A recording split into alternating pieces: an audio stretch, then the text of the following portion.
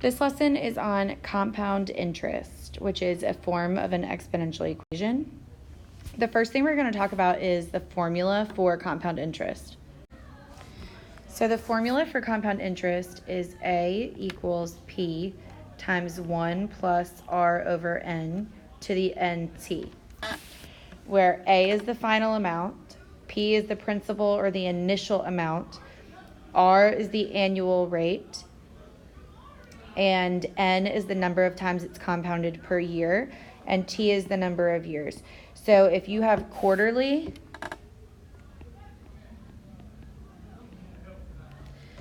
then N would equal 4. If you have semi-annual, then N would equal 2. Monthly, then N equals 12, and so on. So N is the number of times something would happen per year.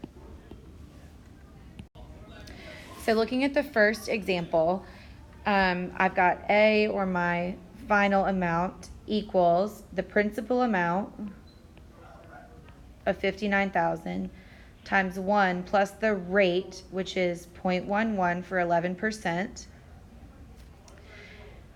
And it's compounded annually, so that's just over 1 because that's once a year, times 1 to the first power times 2.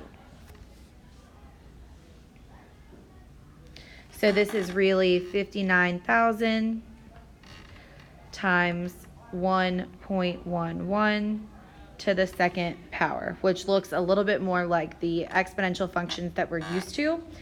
And when I put that in the calculator, that total amount is $72,693.90. So even though the initial loan was only for $59,000 at 11% interest, I would end up paying back $72,693.90, which is a lot. The next problem, your loan for $28,600 at 7.9% interest is compounded semi-annually. How much will you owe after 2 years? So A equals 28,600 times 1 plus that rate of 7.9, but as a decimal, it's 0.079 over semi-annually means N is 2. To the 2 times 2 years. So this is really 28,600 times 1.0395 to the 4th power, which ends up giving me $33,393.66. So if you had that loan and didn't make any payments, this is the amount that it would be after 2 years. In example 3, you invest $21,000 at 13.6% interest compounded quarterly.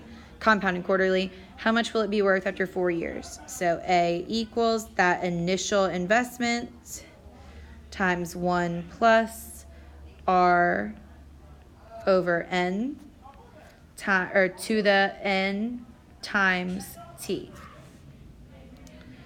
So that 13.6% becomes 0.136, and I have to divide it by N, and because it's compounded quarterly, then N equals 4. 0.136 divided by 4 is going to give me 21,000 times 1.034 to the 16th power. And that's going to end up giving me $35,854.85.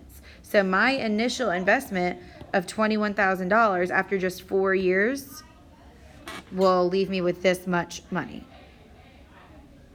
So really, compound interest is just a form of an exponential function. You have to make sure that you remember the formula and plug everything in correctly. And beyond that, it's just putting it in the calculator and computing it.